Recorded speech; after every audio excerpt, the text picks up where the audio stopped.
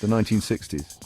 Comedy was getting seriously weird, man. This wasn't your granddad's slapstick routine. From the Cold War to the counterculture movement, nothing was safe from satire. They used laughter as a weapon against the hypocrisy and madness of the times. So buckle up, because we're about to take a trip through the looking glass of 1960s comedy.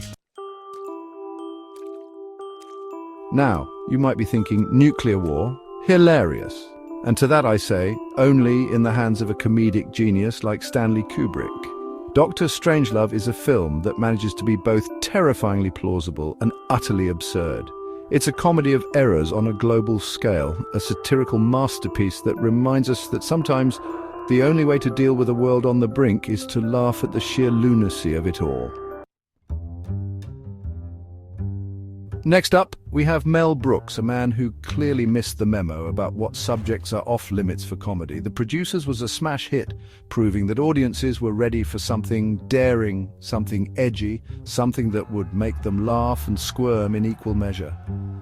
It was a comedic blitzkrieg that left no sacred cow untipped, and it paved the way for a whole new wave of irreverent humor. And now for something completely different, four lads from Liverpool who took the world by storm with their music, their hair, and their surprisingly sharp wit.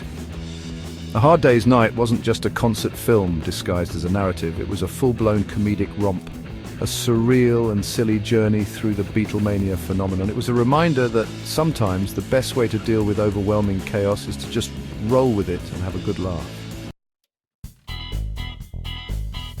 Chapter 4, The Pink Panther Stalking Our Funny Bones.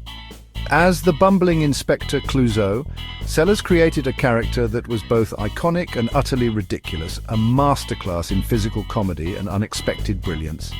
The Pink Panther wasn't just funny, it was a masterclass in comedic timing, a perfectly orchestrated ballet of slapstick and absurdity.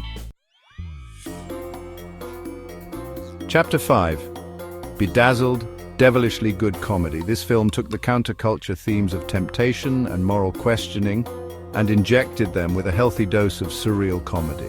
It was a devilishly clever satire that reminded us that even in the pursuit of our deepest desires, there's always room for a good laugh. Chapter 6. It's a mad, mad, mad, mad world. Buckle up for laughs.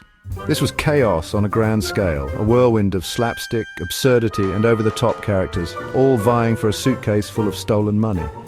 It was a reflection of the societal chaos of the 1960s, but instead of rioting and protesting, they chose to channel it into a hilarious free-for-all. Chapter 7. The Graduate. Welcome to the plastics and awkward comedy. The Graduate captured that sense of generational disconnect with a dry, satirical wit that was both hilarious and painfully relatable. This wasn't your typical laugh-a-minute comedy.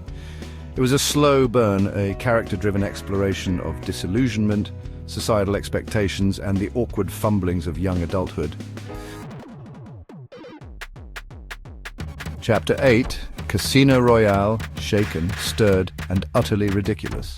But while Bond was busy saving the world, Casino Royale was busy lampooning the spy genre with a gleeful disregard for logic or good taste. It was a reminder that sometimes the best way to deal with a cultural obsession is to just laugh at it mercilessly. Chapter 9. Monty Python's Flying Circus, and now for something completely different. Again. This wasn't just comedy. It was a full-blown assault on the very fabric of reality, a surreal and absurd journey into the minds of some truly brilliant comedic minds. They were the pioneers of a new wave of absurdist humor, one that embraced the nonsensical and celebrated the joy of laughing at things that made absolutely no sense. Chapter 10. Help! The Beatles get surreal again. This was a film that embraced the unpredictable, the whimsical, and the downright bizarre. It was a reminder that sometimes the best way to deal with a world that makes no sense is to just embrace the absurdity and laugh along with it. Outro, The Legacy of Laughter. 1960s comedy endures. From the dark satire of Dr. Strangelove to the surreal absurdity of Monty Python, the 1960s wasn't just a time of change, it was a time of laughter that reshaped comedy forever.